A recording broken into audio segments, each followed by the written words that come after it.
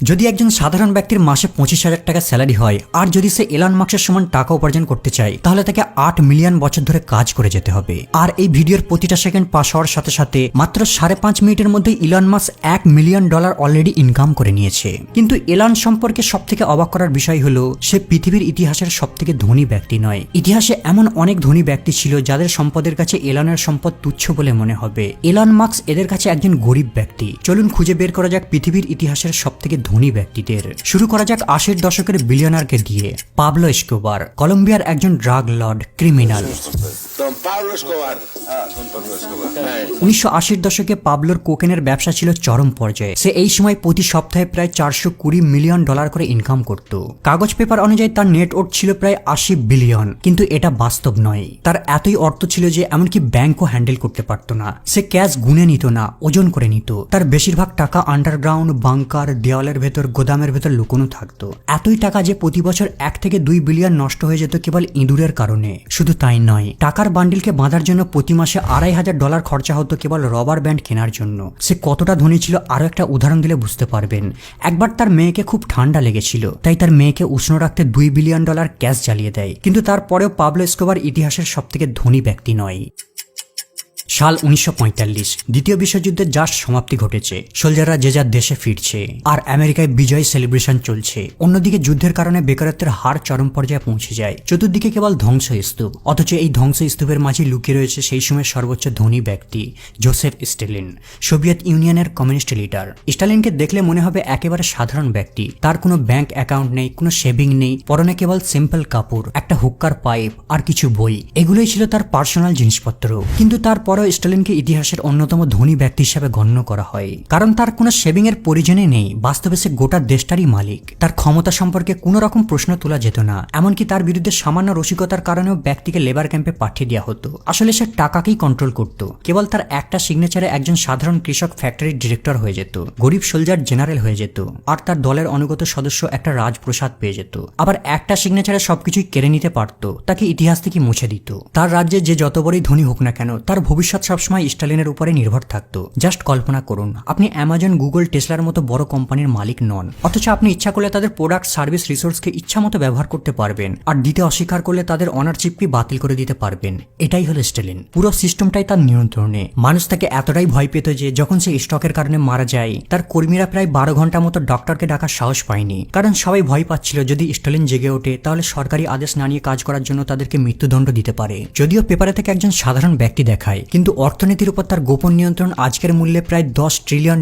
হবে। এবারে জানা যাক নেক্সট প্রতিদ্বন্দ্বীকে। 1909 সালে অ্যাডলফ হিটলার একজন হোমলেস ব্যক্তি ছিল। তার স্বপ্ন ছিল সে বড় হয়ে একজন আর্টিস্ট হবে, তাই সে স্বপ্ন পূরণের জন্য ভিয়েনায় চলে আসে। আর এখানে সে কেবল কিছু পয়সা উপার্জন করার জন্য পোস্টকার্ড আর পেন্টিং বিক্রয় করা শুরু করে। পরবর্তীতে সে প্রথম বিশ্বযুদ্ধে লড়াই করে, আর এখান থেকে তার রাজনৈতিক যাত্রা শুরু হয়। 1923 সালে হিটলার সরকারকে সরানোর চেষ্টা করে, যার কারণে তাকে 9 মাসের কারাবাসের সাজা দেওয়া হয়। আর সে জেলে বসেই একটি বই লেখে, মেইন ক্যাম্প। জেল থেকে মুক্তি পাওয়ার পর তার লেখা বইটার অ্যাভারেজ সেল ছিল, কিন্তু 1933 সালে ক্ষমতায় আসার পর তার বইটা সব জায়গায় ছড়িয়ে যায়। এই বইটাকে কেনার জন্য নাজি গভর্নমেন্ট মানুষকে জোর করত। ওই বছরেই প্রায় এই বইটার 10 মিলিয়ন কপি সেল হয়। হিটলারের আরো একটা প্যাসিভ ইনকাম ছিল, ইমেজ কপিরাইট। তার প্রত্যেকটা পোস্টেজ স্ট্যাম্প বিক্রয় করার মধ্য দিয়েও সে অর্থ উপার্জন করতে পারত। এমনকি সে তার বক্তব্যকেও কপিরাইট করে দেয়। নিউজ পেপার, রেডিওতে খবর ছড়ালেই সে টাকা উপার্জন করতে পারত। আর সেই সময় জার্মানিতে তার খবর ছাড়া আর কারো খবর চলতো না। তাছাড়া হিটলার খুব চড়া মূল্যে ট্যাক্স আদায় করত। জনগণ জানতেও পারতো না যে কিসের উপর ট্যাক্স দিয়ে যাচ্ছে তারা। তবে হিটলারের সবথেকে বড় সাইড ইনকাম ছিল তার সাপোর্টারদের ডোনেশন। বেশিরভাগ ধনী ব্যক্তিরা হিটলারকে বহু মূল্যবানের লাক্সারি জিনিসপত্র গিফট করত, যা প্রায় $5 বিলিয়ন বেশি হবে। কিন্তু তার আসল অর্থ আসে মিলিটারি পাওয়ার থেকে। দ্বিতীয় বিশ্বযুদ্ধের শুরু থেকে মৃত্যু পর্যন্ত বেশিরভাগ ইউরোপটাই তার নিয়ন্ত্রণে ছিল, আর এই দেশগুলো থেকে সে বহু মূল্যবানের জিনিসপত্র চুরি করে নিত। সুতরাং বর্তমানের মূল্য অনুযায়ী তার নেট ওয়ার্থ প্রায় $3 ট্রিলিয়ন হবে। চলুন আরো ইতিহাসের পেছনে যাওয়া যাক। 1980-এর শেষের দিকে তেল ছিল সবকিছুই। ল্যাম্প জ্বালাতে, কারখানার কাজে তেলের গুরুত্ব ছিল অপরিসীম। এবারে কল্পনা করুন, একজন ব্যক্তি পুরো পৃথিবীর 90% তেল একাই কন্ট্রোল করত। কোনো দেশ নয়, কোনো কোম্পানি নয়, কেবল একজন ব্যক্তি। এই ব্যক্তিটা হলো জন ডি রকেফেলার। জাস্ট কল্পনা করুন, বর্তমানে পৃথিবীর সবথেকে বড় তেলের কোম্পানি হলো সৌদি আরামকো, প্রায় $2 ট্রিলিয়ন কোম্পানি, কিন্তু তারপরেও গোটা বিশ্বে 55% তেলকে নিয়ন্ত্রণ করে। এখন ভাবুন রকেফেলার কতটা ধনী ছিল। 1980 সালে সে স্ট্যান্ডার্ড অয়েল কোম্পানি প্রতিষ্ঠিত করে, কিন্তু 1911 সালে মার্কিন সুপ্রিম কোর্ট তার কোম্পানিকে অবৈধ একচেটিয়া বলে ঘোষণা করে আর 34টা কোম্পানিতে ভেঙে দেয়। কিন্তু এই সাজাটাই রকেফেলারের ভাগ্যকে আরো বদলে দেয়। নতুন ভাগ হওয়া সবকটা কোম্পানিতেই তার শেয়ার ছিল, আর কোম্পানিগুলোর শেয়ারের দাম বাড়ার সাথে সাথে সে আগের থেকেও আরো বেশি ধনী হয়ে যায়। 1913 সালে তার অর্থ এতটাই বেশি হয়ে গিয়েছিল যে সেই সময় ইউএস এর জিডিপি 3% তার ছিল, মানে প্রত্যেক ব্যক্তির $100 মধ্যে $3 রকেফেলারের। বর্তমানের ভ্যালু অনুযায়ী তার সম্পদের মূল্য হবে প্রায় 400 থেকে 600 বিলিয়ন ডলার। 1500 দশকের দিকে একজন ব্যক্তি সমগ্র ভারতে শাসন করত, কিন্তু তার সাম্রাজ্যটা এতটাই ধনী ছিল যে সমগ্র বিশ্বের সম্পদের 1/4 সে মালিক। ইনি হলেন সম্রাট আকবর। তবে সম্রাট আকবর উত্তরাধিকারী সূত্রে সম্পদ পায়নি, সে একটা স্মার্ট সিস্টেম তৈরি করেছিল। সে দক্ষতার সাথে কর আদায় করতে পারত, ট্রেড রুটকে নিয়ন্ত্রণ করত, উর্বর জমি আর কৃষকদের দারুণভাবে ম্যানেজ করত, যার কারণে সোনা, রূপ ও স্পাইসিস, টেক্সটাইলের অর্থ তার সাম্রাজ্যে ভুরি ভুরি জমা হতো। তার শাসনের সময় মুঘল সাম্রাজ্য বিশ্বের অর্থনীতির 25% জিডিপিকে একাই প্রডিউস করত। বর্তমানে এর মূল্য প্রায় $28 ট্রিলিয়ন। এতটাই ধনী যে মডার্ন বিলিয়নাররা এর ধারে কাছে ঘেঁচতে পারবে না। যেমন মডার্ন বিলিয়নাররা কোম্পানিকে নিয়ন্ত্রণ করে, তেমনি সম্রাট আকবর নিয়ন্ত্রণ করত ল্যান্ড, পিপুল, ট্রেড, আর্মি আর রিসোর্সকে, আর এটাই ছিল তার আসল শক্তি। চলুন আরো ইতিহাসের পেছনে যাওয়া যাক। 1324 সালে একজন ব্যক্তি মালি থেকে 9600 কিলোমিটার পথ অতিক্রম করে হজের উদ্দেশ্যে মক্কায় যাত্রা শুরু করে। কিন্তু এই যাত্রায় সে একা ছিল না, তার সঙ্গে ছিল এক বিশাল বড় কাফেলা, প্রায় 60,000 মানুষের কাফেলা। এদের মধ্যে 12,000 ছিল গোলাম, যাদের হাতে রয়েছে সোনায় ভর্তি বাক্স।